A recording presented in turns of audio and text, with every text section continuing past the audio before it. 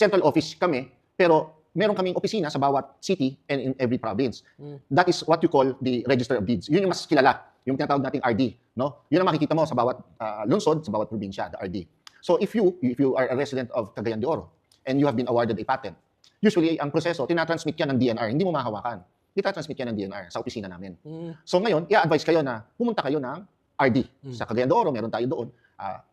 Pupunta ka, i-claim mo yung titulo mo. Yung titulo mo, may babayaran na fees. Very minimal for registration. Iyon ang i-rehistro sa libro ng RD. No? Once magkaroon na siya ng rehistro, bibigyan niya ng title number. Kasi doon sa DNR, may masusulat patent number. Pero wala pa siyang title number. So, ang title number i-issue once dinala mo sa RD. So, once the title is registered, yun, ganap na may-ari ka na ng lupa, may titulo ka na pwede mong panghawakan against everyone else. No? You hold the property free of any claim, free of any lien, except those provided by law. Kahit sinong tao, hindi ka pwedeng sabihin na, hindi, akin yan. Hindi, ako may titulo eh. Ito yung titulo ko.